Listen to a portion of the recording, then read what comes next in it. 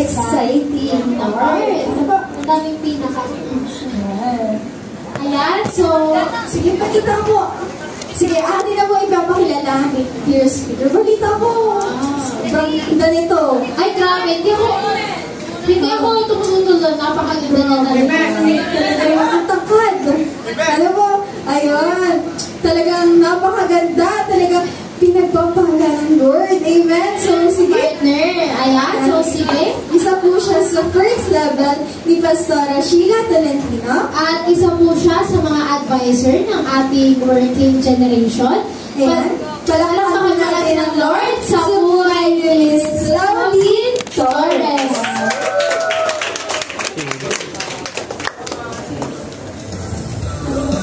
Amen. Sigaw nga ng malakas na hallelujah mga chosen generation. Walang lambot. Walang inuubos ang energy natin. Isang hallelujah.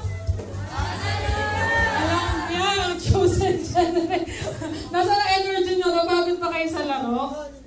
Amen. Amen. Alam nyo, nagagalak ako na makapagsalita sa chosen generation. Alam nyo ba na dati rin akong youth. Siyempre naman, naging bata rin naman ako. Biglang umultaw, kabuti lang. Dati, ang tawag sa akin ay Miss Jet, at unti-unti, nagle-level up ng generation ng Panginoon. At kami rin ay kagaya nyo noon, isa ako sa mga leader na nagpasimula, ng gawain, mga naatasan kami ng aming pastor. At kagaya nyo ay makukulit din, magugulo din kami, talagang hyper na hyper. Sina Ate Rochelle, maliliit pa yan. Dumating din na sa pagkaliit. Si Aljan, wala yung ginagawa dati kundi manuntok lang. Lahat kami sinusuntok niya. Kaya ako dati hindi ako nalapit dyan eh. Uy, masakit eh. Wala yung ginagawa kundi bumukpok na ng bumukpok ng beatbox. May box pero walang beat. Pero ngayon sa glory to God, yung mga taas niya kamay ng mga youth dati dito, yung mga unang youth, ang lalaki na talaga nila. Siguro Edrin, So, sa biyaya ng Panginoon, masaya ako na magbahagi ng salita ng Panginoon. Ako po si Ate Clau, at mula ako sa King Gen Department. Masaya kami sa King Gen na makapagbahagi ng salita ng Panginoon. At ngayong umagang ito, ngayong hapon na ito tayo muna mag-pray. Maaari bang lahat tayo yumuko? Hallelujah, yes Jesus, yes Lord. Hallelujah. Panginoon, maraming salamat o God sa oportunidad na muli makatayo sa unahan na ito upang magdala ng iyong salita pang natunay. O God, na itago mo ko sa iyong likuran o Diyos. Magsalita ka lamang sa akin, Panginoon, patuloy na pumasok ka po sa buhay ng mga kabataang ito. Dalhin namin ang every opportunity na inihahanda mo para sa amin, for us, to be used by your own glory, God. Salamat po, Panginoon. Sa iyo namin maingat ay binabalik na po ng papuri, pasalamat, pagsamba. In Jesus' name, Amen. Biglang lumiwanag, kala ko kukunin ako ng Panginoon eh.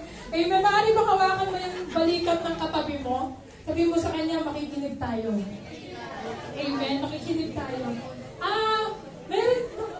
Before that, i-welcome muna natin syempre ang presence ng ating pastor. Nandito si Pastor Romy Tolentino, ang ating ama ng ating Christian Tanawan. At kanina nandito si Bishop at si Pastor Sheila. Nagmo-moment pa sila. Okay? At ngayon, hello po, Pastor. Ngayong hapon na ito, kung tatanungin ko kayo, kapag diba, meron kayong nakitang pera, ano ang gagawin nyo kapag may nakita kayong pera na nasa lapad? Kukunin mo, kahit hindi sa'yo? Sa pupunta lang sa ikaw? Paano may nakita kang pera, tapos gusto mo? Sino gusto nila ng pera? Kung may nakita kang pera sa daan, sa lapad, ano gagawin mo? Kukunin. Pero walang kumukuha.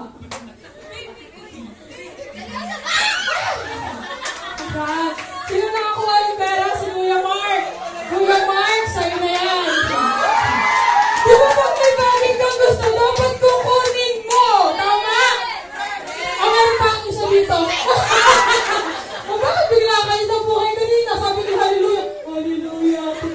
Nung nagabas ako ng pera, parang biglang lumakas ang ating mga chosen. Meron pa ang isa din eh. Dapat, pagka merong opportunity na nag-aantay sa'yo, ano kailangan gawin? I-grab mo agad. Sino gusto dito makapagtapos ng pag-aaral? I-grab mo. Hindi ka magkakating. Tama? Hindi mo na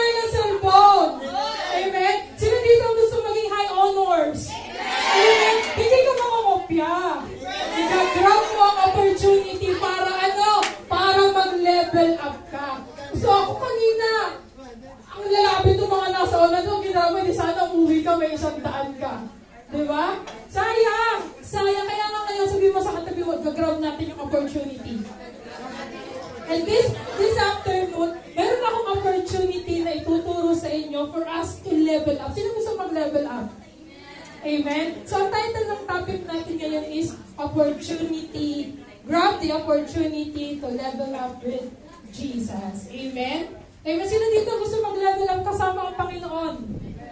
Alam niyo po, if we want something, dapat willing kang makuha ito. Tama?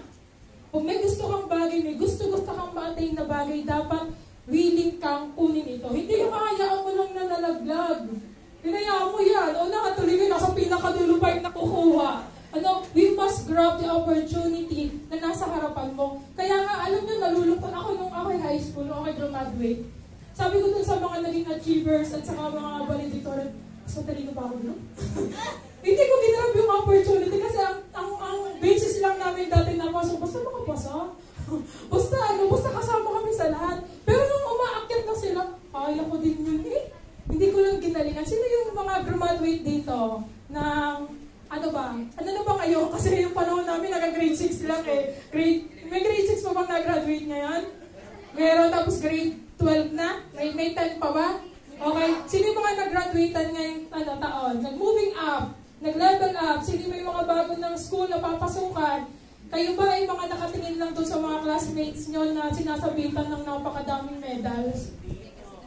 Kasama. Dapat gano'n, no? Ginagrab ang opportunity. Amen ba?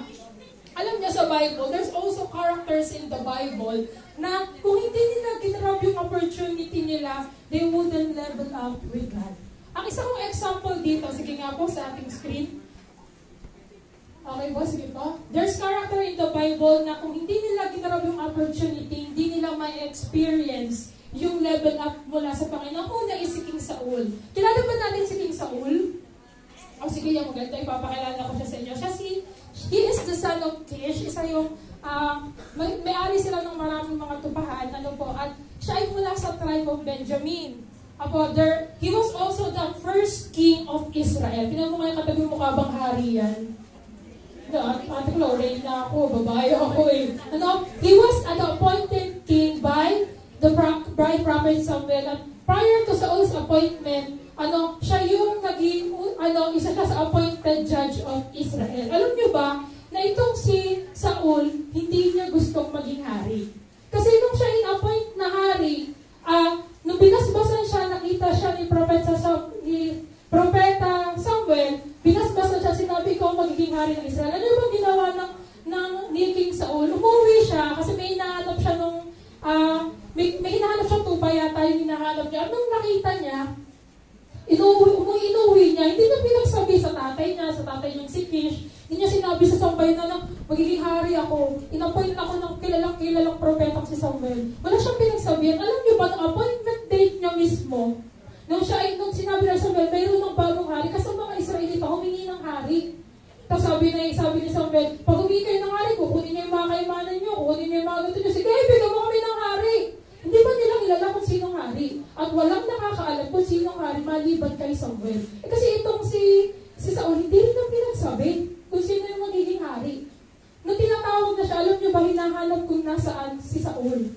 Dahil si Saul ay napakatangkad, napakagwapo. Ang sabi doon, nagtatago siya sa likuran. Sino dito yung palaging nagtatago pag sinabi, sino mag-resign sa unahan, nasa kaman? Ayoko, wag ako.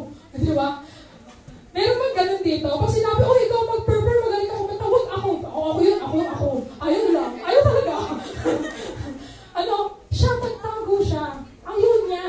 Pero dahil na sobrang tangkad niya, tinawag siya niya si Saul ang magiging unang hari. Pero ayaw niya. Pero sabi doon, kung hindi tinanggap ni Saul ang pagiging hari ng Israel, hindi sana siya ang ma-appoint na first king of the United Kingdom of Israel.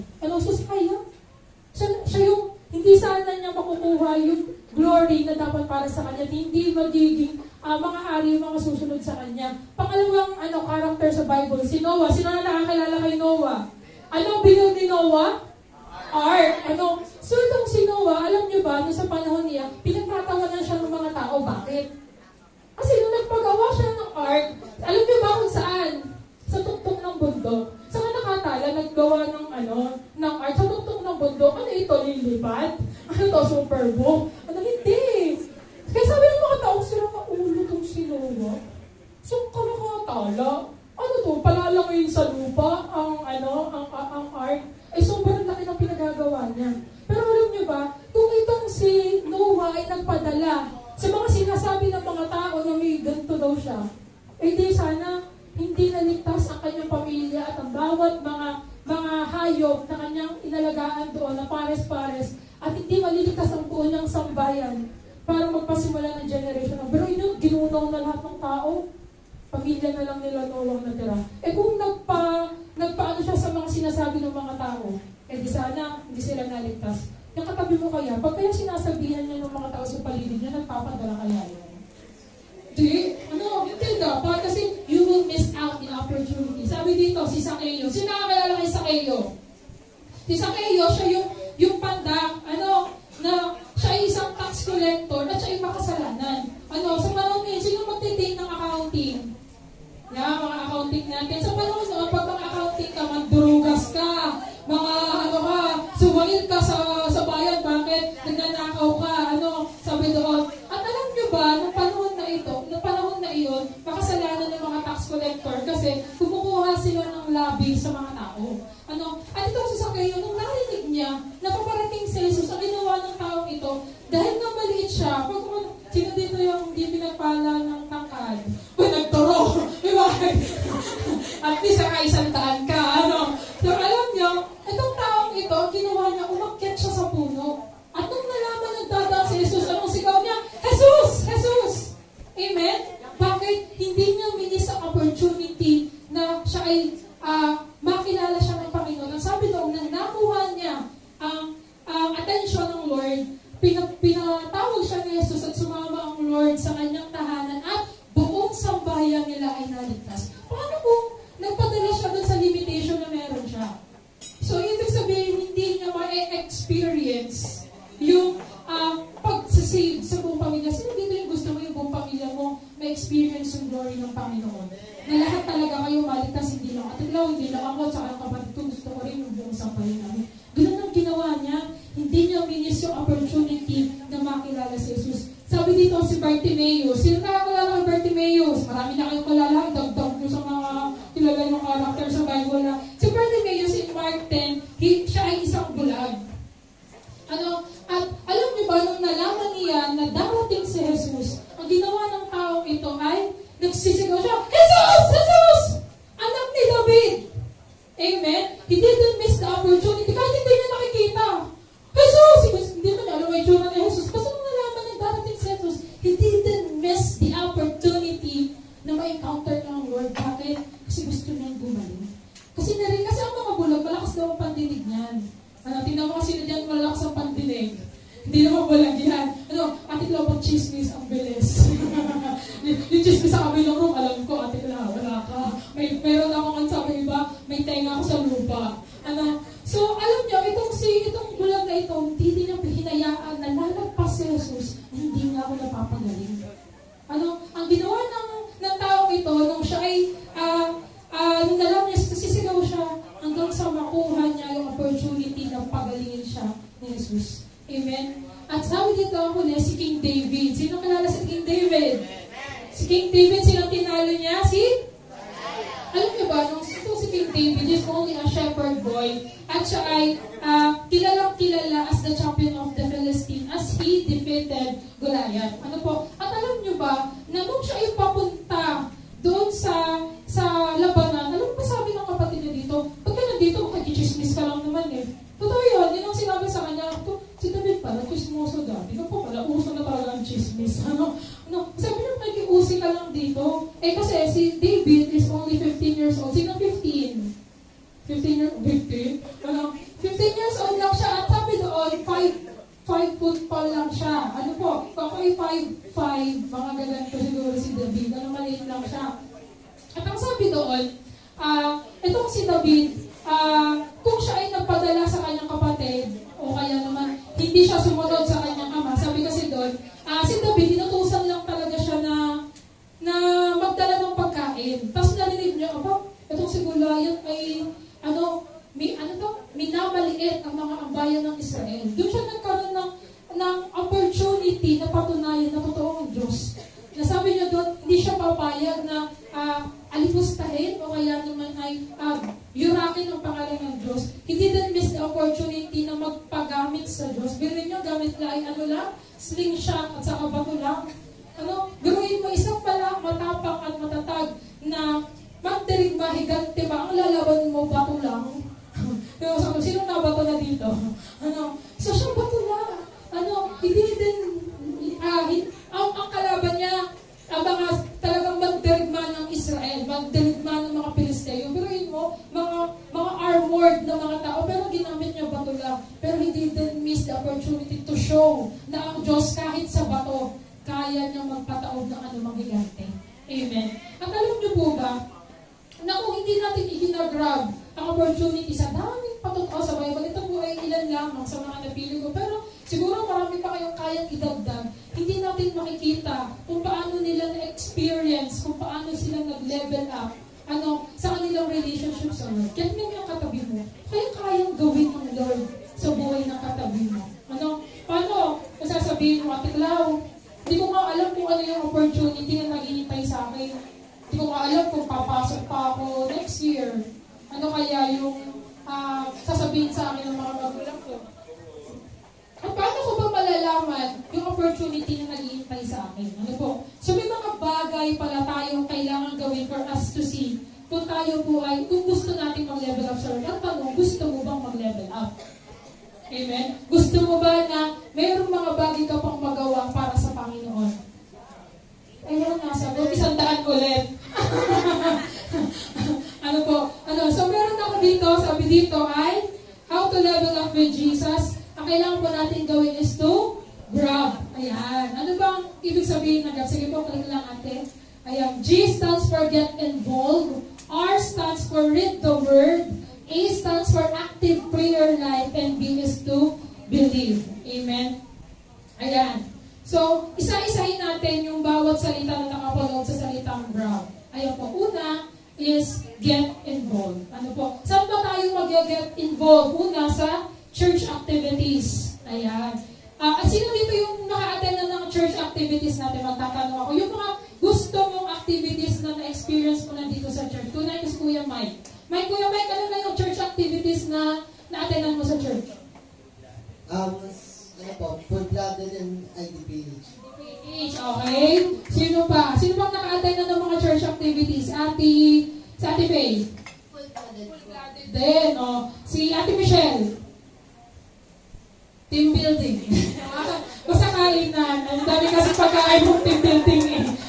Sagana sa pagkain eh. So, yan. So, sabihin mo sa katabi mo, sali ka sa mga church activities. Because we will enjoy the church activities na meron tayo. So, maraming nag-aantay na activities na ginagawa ng ating simbahan. Involved in the ministry. Sino dito gusto magpaawit? Ako! Sino gusto mag-drums? Wala. Si Adjan lang. Adjan, sasaloy mo yata dito. Sino gusto matutong mag-gitara? Tumutong para sa Panginoon. Alam niyo ba, itong si Kuya Adjan, ma-share ko lang sa inyo. Nung bata yan, sabi ko nga sa inyo kanina, merong beatbox sa church, beatbox pa lang kasi ginagamit namin before dun sa taas. Wala yung tigil mo, di ko pinumpok na ng pinumpok, hinihila na namin nyo. Tigilan mo na nga, Adjan. Kasi sobrang talaga niya. Pero nakita namin to sa Adjan, gusto yata talaga nitong magpupukpok. Lahat na lang kasi pinupok, pati kami sinusuntok na. Hindi namin na magagawin sa kanya. And after the year had passed, nagkaroon ng sariling drums at ang church, nakikipakpok din siya, pumupok na siya ng pumupok. Hanggang sa unti-unti, nagkakabit na siya.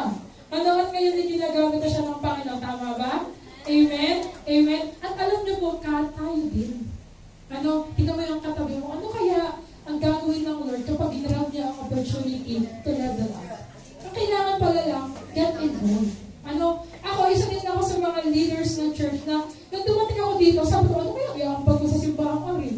Wala na akong talent. Alam ko, pakantahin ako dyan. Hindi rin naman. Baka maglayasan kayong lang. Hindi rin naman ako tumutugtog. Nag-try din ako mag-beatbox. Masakit na ang kamay ko kata. Ngayon, pinagtapusan. Nag-try din ako mag-gitara. Mapuputol ang gitara sa akin.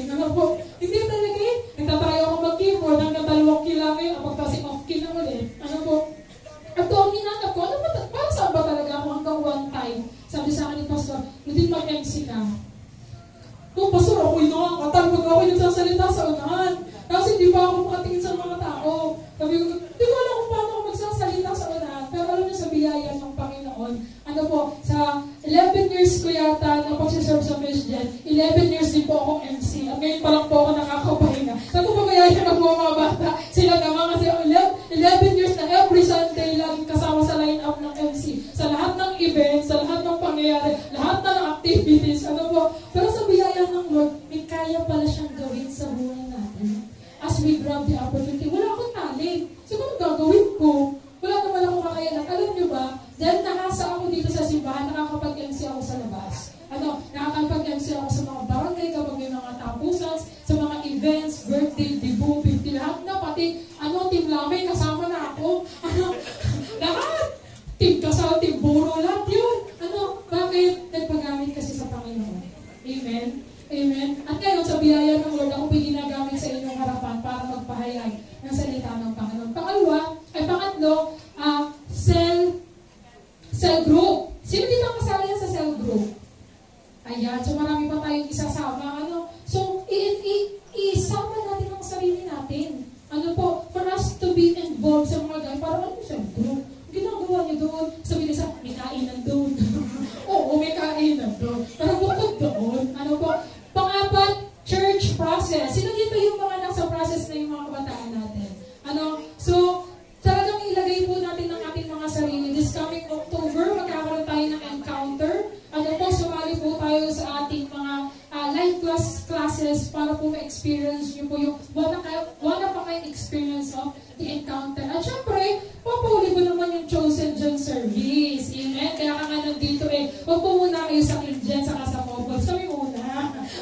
Dito po muna tayo. Kasi may mga sa katabi mo, mag-i-invite tayo next month. Next service, mag-i-invite tayo. Get involved.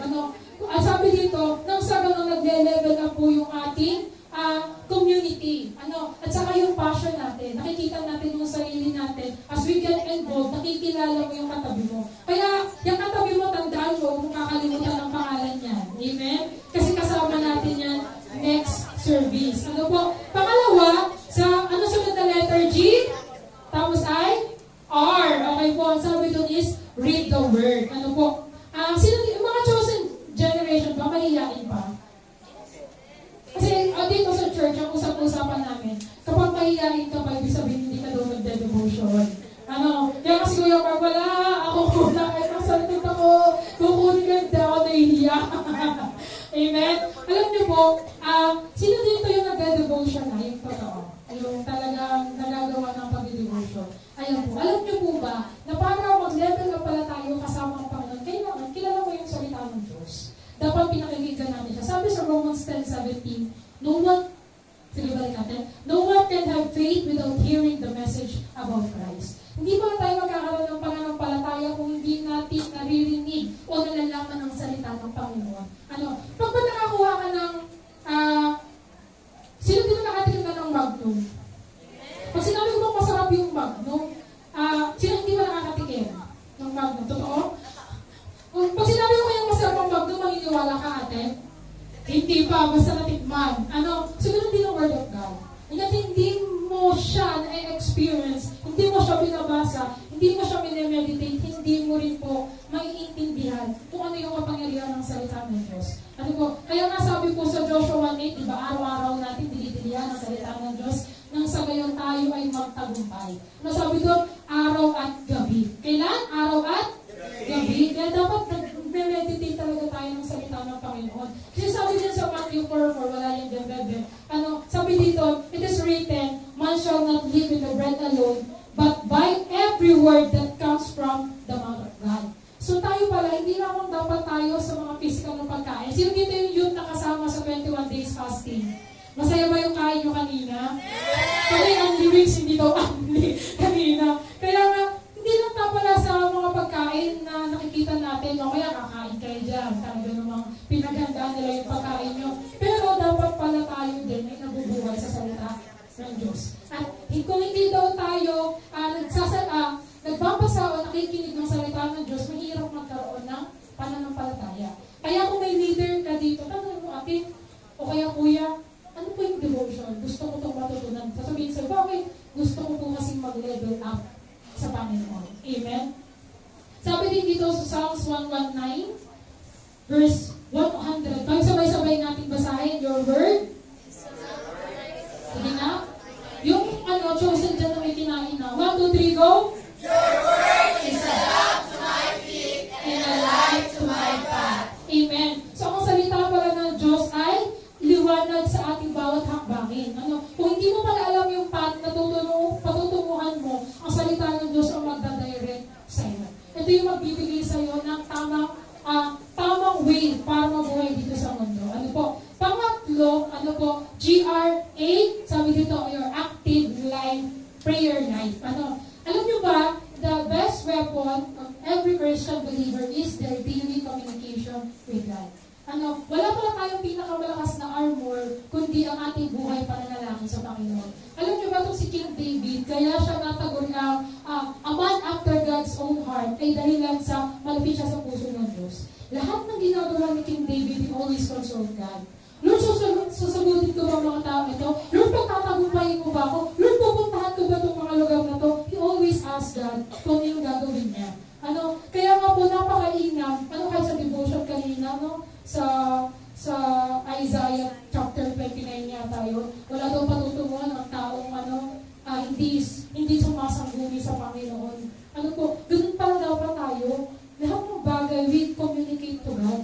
Kaya nga, sabi dito, ano ba yung mga prayer na ginagawa natin sa church, Chosen Gen? Ano yung prayer na ginagawa natin actively dito sa church? Top of the hill? Ano pa? 3 a.m. prayer? Ano pa? Personal prayer? Ano pa? Corporate prayer? Meron tayong pillars prayer, may network prayer. Punong-puno na po ng panalangin ang lugar na ito.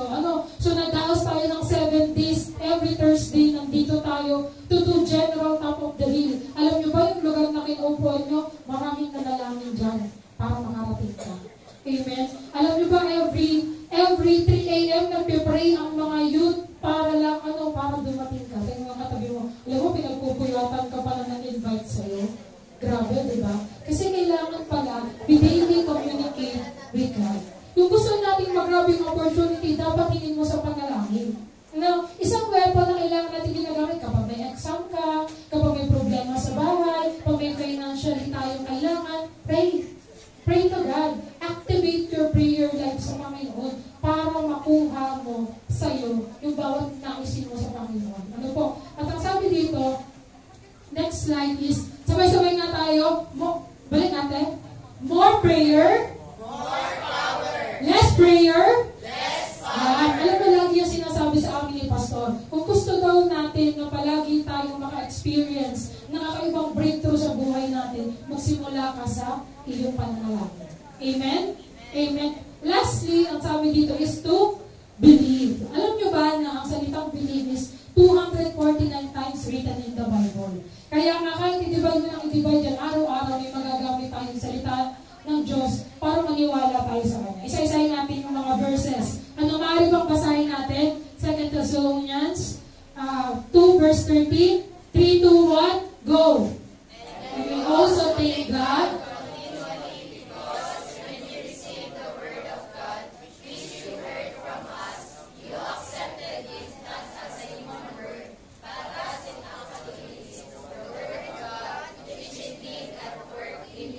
who believe. Alam niyo po, kinakailangan pala kung gusto natin, patuloy na ma-experience yung galaw ng Panginoon sa buhay natin, kinakailangan maniwala ka. Alam niyo po, walang silbi ang salita ng Diyos kung hindi po tayo naniniwala sa makapangyarihang galaw nito. Walang silbi ang ating palaging pananalangin, kahit kayo lumultiya na parang magpakatuwad-tuwad ka ba sa pananalangin, kung hindi ka rin naman naniniwala sa galaw ng Panginoon, wala pong mangyayari. Kaya nga masabi po sa 1 Timothy 4:10, that is why we labor and strive, because we have to put our hope in the living God, who is the Savior of all people, and especially of those who believe. So makakagalaw lang ang buhay na Diyos sa buhay natin, na tigapagligtas ng buhay ng bawat isa kung maniniwala tayo. Dahil sabi din sa Acts 16, verse 31, they replied, believe in the Lord Jesus, and you will be saved, you and your household. Hindi sinasabi ko sa inyo, hindi lamang tayo kapag tayo naniwala sa Panginoon, tayo rin ang kasama ang ating sambahayan. Sabi rin sa Hebrews 11:6, and without faith, it is impossible to please God. Because anyone who comes to Him must believe, and He exists, and He rewards those who earnestly seek Him. Magano na ba to? Wala pa din. So, kinakailangan pala may faith tayo. Next slide natin, Danica. Sabi dito, and without faith, that is impossible to please God. So, kinakailangan pala lahat tayo, pumupunta tayo sa Panginoon ng may paniniwala sa Kanya. Amen? At kung gusto natin ito mangyari, meron pang pangako mo, Diyos. Maniniwala ka na nga lang may blessing pa. Sabi dito, He rewards those who earnestly seek Him. Amen? Sino gusto pagpalain ng Panginoon? Amen? Alam niyo ba, si Saul, si Zacchaeus, si Noah, si Bartimaeus, si David, hindi nila may experience yung glory ng Panginoon kung hindi sila naniwala. Si Saul, naghahanap lang naman siya ng donkey that time. Itutusan lang naman siya ng tatay niya. Sino makakapagsabi na pagkatapos na nagiging hari siya? Si Zacchaeus, isa lang naman siya magnanakaw at kurakot ng lipunan that time. Pero when he grabbed the he grabbed the opportunity na mapansin ng Panginoon, hindi lamang siyang nagligtas, dahil ang sabi sa verse kanina, buong sambahayan niya ay naligtas. Si Noah, kung di siya naniwala na may paparating na bagyo, na gugunaw sa buong mundo, hindi naligtas yung buong pamilya nila. Si Bartimaeus, hindi na niya kilala ang Diyos, hindi na niya nakita bulag nga, nakita, but naniwala siya na ang Jesus na ito, yung padalang Misaya ng Panginoon.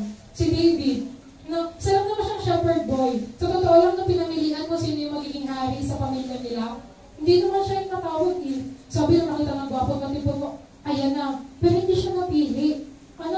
Buti sabi mo nga sa atin, buti ka pa, pinili ka. Pero si David is the appointed one of God.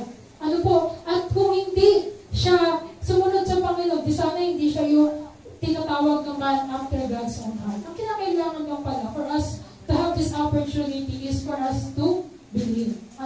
Kung gusto mong mag-level up ka sa Panginoon today, kailangan mag-level up din tayo sa ating paniniwala sa Panginoon.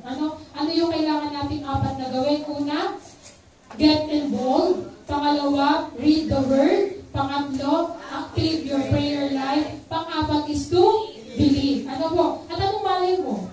Yung katabi mo, kung paano siya i-elevate ng Word. Sabi ko nga sa inyo, yes, Ate Rachel, yung ating president. Alam niyo ba, nung bago pala kami dito sa church, makikita mo sa Rachel, nandun sa isang sulong, katabi ng cross. Tulog. Totoo yun. Pumunta niya, gagala-gala ko ng katapos siya, nasa kilid. Tulog. Ganun lang siya. Si Alja, nanonood ako lang ng bawat bata. Makita niya. Lahat tayo may sinusuntak niya. Yan lang sila.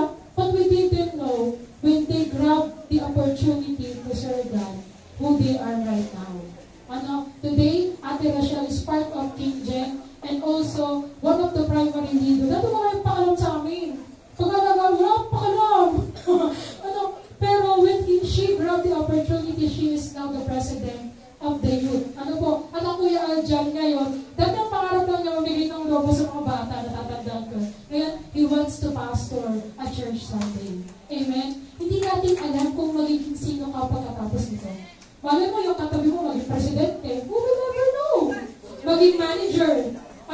Mag-may-ari ng isang business firm. Diba? Hindi mo alam at masasabi kung anong opportunity na naghihintay sa katabi mo. Baka yung katabi mo maging stewardess, maging teacher, maging abogado, o yung mga kaklase ko ng high school, nangungubi lang talaga sa akin, ngayon, piloto na Diba? Yung mga kaklase ko, yung mga teacher na, nangungubi lang naman. Totoo yun. Sa amin, yung iba, wala talaga, ang gagaling talaga ng mga, makikita ko na lang yung isang nag-propose sa Netherlands, yung isang nagbabakasyon sa Canada. Hindi mo alam kung anong mangyayari sa'yo. Pero ang maganda, alam niyo po, if you grab the opportunity to get involved, to read the Word, to activate your prayer time, and to believe that God has something in store for you, there is miracle awaits. Christian na Panginoon. Sabay-sabay nga natin basahin. 3, 2, 1. Your next to level up depends on how you will grab the opportunity God has in store for you. Paano po ba kaya tayo ito ngayon? Amen. Ngayong hapon na ito, isipin mo, ano kaya yung gusto ng Lord na i-grab ko to have this kind of opportunity na nag-aantay para sa akin? Ano ba yung opportunity na gusto mo makuha mula sa Panginoon? At ngayong hapon na ito, hayaan mo, isama natin si Lord. Gaya ng mga character sa Bible na aking i-discuss sa inyo kanina, there's just simple people who believe in God. Sinama nila sa journey nila ang Panginoon at sila ipinagtagumpay ng Diyos. Hindi mo akalain, naghahanap lang ng donkey. Pagka-uwi niya, hari na siya ng Israel. Hindi mo alam, isa lang nagpapasto ng tupa, pagkatapos na siya na pala ang magiging second or third king of Israel. At hindi mo alam yung isang bulag na tagal ng bulag, mula pagkabata, pagagalingin ng Panginoon. At ngayong hapon na tayo mo, ano kaya yung gusto mong gawin ng Lord sa buhay mo? What opportunity you are willing, or you are aiming to have this day? Ayaw mo na itanim mo sa Panginoon. Kaya kailangan lang, you must grab. May kasama po itong kailangan gawin. Kailangan nating i-grab yung mga bagay para mag-level up tayo sa Lord. Mali ba itaas mo ang iyong kamay? At itaas mo sa Lord, ano ba yung opportunity na gusto mo ipagkatiwala sa Panginoon? This time, isama mo ang Panginoon. Alam ko, chosen dyan, magagaling kayo. Matatalino kayo. There's a lot of things that's await for you. You know what? Sa akin dyan, we saw so many things. Life is really difficult. Mahirap pala talaga ang buhay. It's not easy to gain. At talagang competition na meron sa mundo. Actually, kung pwede nandyan na lang muna kayo, enjoy nyo muna yung buhay nyo. Kasi sa amin, doon sa pinalalagyan namin, ganito pala talaga yung buhay. Kung pwede nga lang, bumalik na lang ulit kami sa pagiging bata. Yung nakakapaglaro ka, nakakapag-aral, na-enjoy mo yung buhay mo. As you grow up, it's a different level of life. There will be next big steps away for you. You will never know what will happen next. But today, we're inviting you. Sama mo naman si Lord. Magaling ka, talentado ka. Madami ka pang kayang ibigay ng tulong. Pero alam mo, isang bagay na naiiwan namin sa inyo mula sa susunod na generation. Bilang isa sa mga leader ng Kingdom, ako'y namamantik sa inyo. Isama niyo ang Panginoon. Kasi iba ang buhay kapag kasama ng Lord. And I was thankful to God. Dinala niya ako sa simbahan na ito para makilala siya bago ako tumahak sa buhay nito. I don't know what would I be if God wasn't with me. Kaya ngayon, about Jesus. Tell to yourself, Lord, I wanna get involved. Isama mo ako sa ministry. Isama mo ako sa mga services. Gamitin mo ako for the glory of your name. Hayaan mo, Panginoon, makilala kita sa pamagitan ng iyong salita. Hayaan mo, Panginoon, kausapin kita sa lahat ng sitwasyon ng buhay ko. At hayaan mo, God, ngayon pala, magtanim ako ng paniniwala sa iyo. Yes, Jesus. Yes, Lord. Hallelujah. Thank you, God. Thank you, Jesus. Lord, I bless chosen generation, Panginoon. Mula sa kanilang president, kasama ang bawat core leaders, God. Kasama ang bawat members ng chosen generation. Lord, anoint their first and big step towards you, God. Involve them in so much more that awaits for them, God. At hayaan mo, Panginoon, mas lalo silang maniwala na ang susunod na generation ay magsisimula sa generation na ibinigay namin today, God. Lord, I bless them with your holy name, God. At patuloy, Panginoon, they will be excited for the things that you in store for them, Jesus. Thank you, Lord. To you all the glory, honor, and the highest praise. In Jesus' name we pray. Amen. Ito po, pinabalik ko na po sa ating MC, ang ating pong microphone. Ayun, grabe. Nag-enjoy pa ang bawat isa. Grabe yung word ng Lord. Ayan. So, kasi po si partner, so, Ayan, so, nag-enjoy ba ang bawat isa?